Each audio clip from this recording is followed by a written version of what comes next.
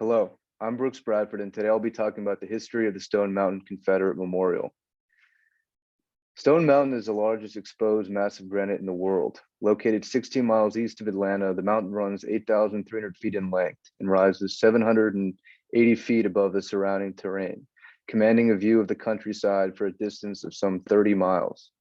The site and eminence of Stone Mountain is undisputed in an otherwise wooded environment, and its grandiosity is made even more evident with the Confederate Memorial. Carved upon the face is the largest bas-relief structure and Confederate monument in the world, depicting the President of the Confederacy, Jefferson Davis, and Confederate Generals Robert E. Lee and Stonewall Jackson on their horses. The sculpture was cut 42 feet deep into the mountain, 400 feet above the ground, measures about 90 feet in height and 190 feet in width. It is epic in the worst way, because as will become evident, the history of the monument is one born in blood and racism.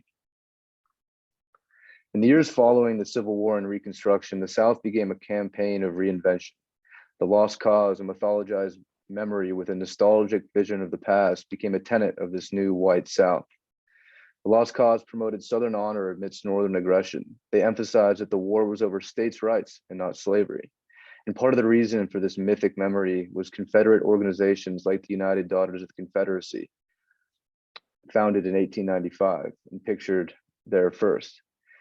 They had enormous support, and one of their biggest projects was to become Stone Mountain. The idea was first proposed in early 1914 by John Temple Graves, editor of the New York American, who in an op-ed envisioned a grand Confederate monument carved into the face of the mountain. He invoked an eighth wonder of the world and Stone Mountain as a mecca for enthusiastic pilgrims. Helen Plain, a leader within the Atlantic chapter of the UDC, read this and began assembling the various factors necessary for the project. She first got permission from the owner of the mountain, Samuel Venable, which was easy, as he was a member of the KKK and supported the Confederacy. Plain then hired a sculptor, Gutzon Borglum, who would go on to carve Mount Rushmore. It's worth mentioning, alongside this, Venable also gave permission to William J. Simmons to host a gathering on the top of the mountain on November 25th, 1915. After burning a wooden cross, this gathering inaugurated the second resurrection of the Ku Klux Klan, the Invisible Empire. This mountain, both literally and symbolically, became a site of white supremacy. But parallel to this, Helen Plain in May of 1916 created an association to oversee construction. With nationwide fundraising, Borglum began carving the monument on June 18, 1923. The fundraising was assisted by Congress and President Calvin Coolidge, who sanctioned 5 million coins, 10 times more than any previous commemorative effort, to be printed by the National Mint and sold nationwide. By 1925, however, infighting over Klan affiliations and nationwide elections led to Borglum being fired. He destroyed his models and fled the state. The association then began looking for a new sculptor and promptly hired a Virginian named August Lukeman. However, the progress stalled with the onset of the Great Depression in the impoverished 30s and then World War II. The monument was not touched for another 36 years. By 1954, with the Brown versus Board of Education ruling in the United States Supreme Court, which struck down the separate but equal doctrine, the monument project found new support. U.S. Senator Harry F. Byrd of Virginia, who coined the term massive resistance to integration, became the creed of the South at this time.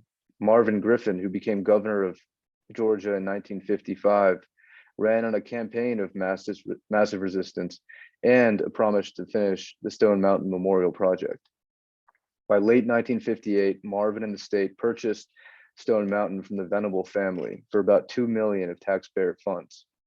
In 1963, the state selected Walter Kirkland Hancock to be the sculptor. And buoyed by Georgia's resources, Hancock mostly finished the monument in time for an unveiling ceremony in May of 1970. The ceremony happened 4 days after the Kent State shooting and about a week after the invasion of Cambodia. So President Nixon, who was supposed to speak, canceled at the last minute and sent Vice President Spiro Agnew instead. The ceremony was rife with sectionalist rhetoric and a minor white boycott due to the presence of an African-American minister at the ceremony. While newspapers predicted 100,000 people would attend, only 10,000 traveled to the mountain that day. And while the unveiling ceremony was officially in 1970, The carving was finally completed 2 years later, March 3rd, 1972, marking 49 years of toil, politics, and financial difficulty. By 2001, facing further financial difficulty, the state of Georgia leased out Stone Mountain to a private concession. Parallel to this, however, was the controversy surrounding the removal of the Confederate stars and bars from the Georgia state flag. While the flag ultimately changed, a compromise had to be made, which stipulated that Stone Mountain and the memorial could never be altered or removed in perpetuity. Confederate memory and power, even at the turn of the millennium, was evidently strong. The Stone Mountain Confederate Memorial and the perceived racial reckoning of the last 20 years, where century-old power dynamics and racism are more visible in public discourse than ever before, and protest on both sides at the monument, all mark vivid inflection points in our society. In June 2015, Dylan Roof massacred 9 Black church members in Charleston, South Carolina. Photos of the white supremacists emerge in the time following, including many of him draped in Confederate flags. 1 month after the tragedy, the Atlanta NAACP called for the destruction of the Stone Mountain carving.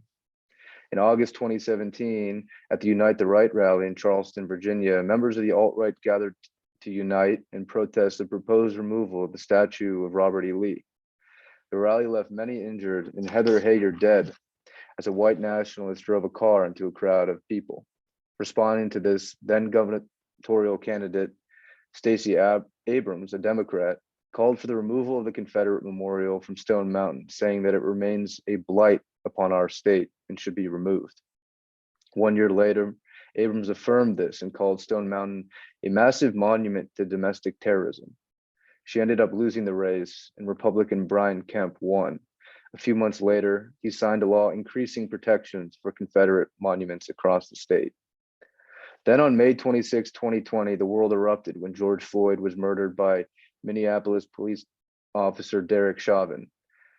In the globe-encompassing protests that followed, Stone Mountain once again was a site of protest and counter-protest. On July 4th, 2020, a group of Black militia members assembled under the gaze of Robert E. Lee, symbolically standing in defiance under the largest monument to the Confederacy in the world. It was a site contested and a myth disputed.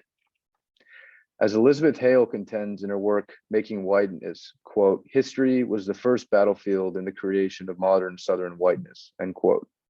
Stone Mountain in the monument was, and still is, a battleground for myth and history. While codified in perpetuity, laws can change, and Stone Mountain is a dynamic site. Just as each era of Stone Mountain was reimagined or refigured to fit the needs of a certain history or myth, I'd like to think that this era in the future holds an equally changeable claim on monumentality and commemoration. Thank you.